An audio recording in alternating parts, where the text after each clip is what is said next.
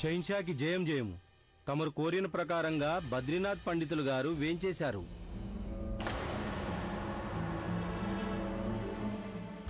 వారిని సగౌరవంగా లోనికి తీసుకురండి.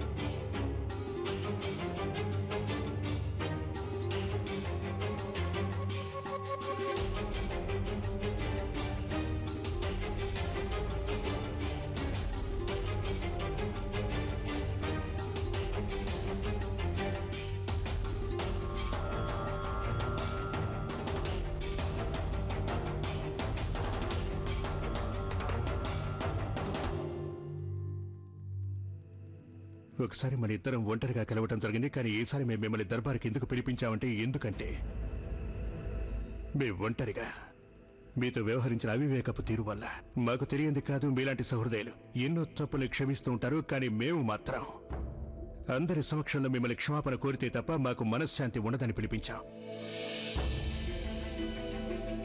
మేము ఒప్పుకుంటాం, మేము తప్పులు చేశామని, అహంకారంతో వ్యవహరించామని అంగీకరిస్తున్నాం. మేము ఒప్పుకుంటున్నాం. మేము మీ జ్ఞానాన్ని, మీ మేధస్సుని చాలా చాలా చిన్న చూపు చూశామని మాకు అర్థమైంది. దయచేసి క్షమించండి. అందుకే దయచేసి మీరు మమ్మల్ని దయచేసి క్షమించండి. అప్పట్లో మీరు చేసిందంతా విధి నిర్ణయం, కానీ ఇప్పుడు మీరు చేస్తున్నది మాత్రం పాలకుడికి ఆదర్శం. నేను మీరన్న మాటల్ని అసలు పట్టించుకునే లేదు. ఎందుకంటే మానవుడు కాలగతికి దాసుడు. చెడు కాలం వచ్చినప్పుడు మనిషితో అది ఏమైనా చేయిస్తుంది. ఆ రోజు నేనన్నాను కదా, మానవుడి వినాశనం పెద్దల్ని అవమానించటంతోనే ఆరంభమవుతుందని. కానీ మానవుడి ప్రగతి అతడు చేసే పుణ్యాల మీదే ఆధారపడి ఉంటుంది. దేవుని దయ వల్ల మీరు ప్రగతి పథంలో సాగిపోవాలి. ఇవే నేను మీకు అందించే శుభాకాంక్షలు.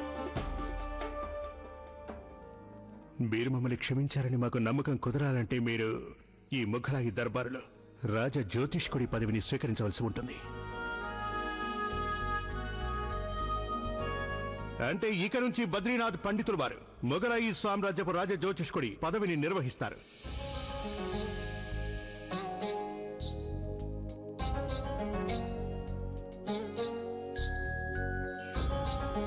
రండి పంతులు గారు, రండి. దయచేసి రండి.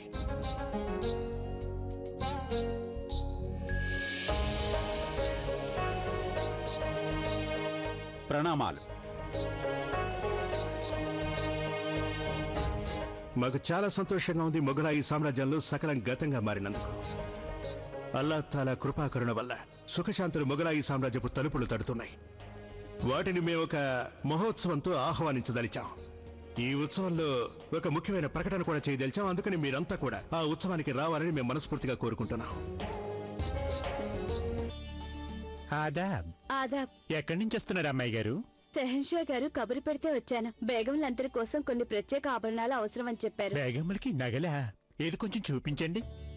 సుబానల్లా, షెహన్షా గారు చాలా ఆనందంగా ఉన్నట్టున్నారు. అవును. సంగతి ఏంటంటే, పోలీలే, వద్దు. చెప్పాల్సినంత సంగతేం కాదు. నా నుంచి దాపరికమా? నన్ను పరాయివాణ్ణి చేశారా? ఇదెవరికీ చెప్పొద్దు హోషియార్.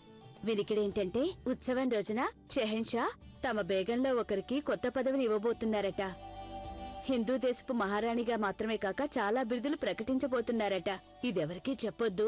ఉంటాను. ఆదాబ్. ఆదాబ్.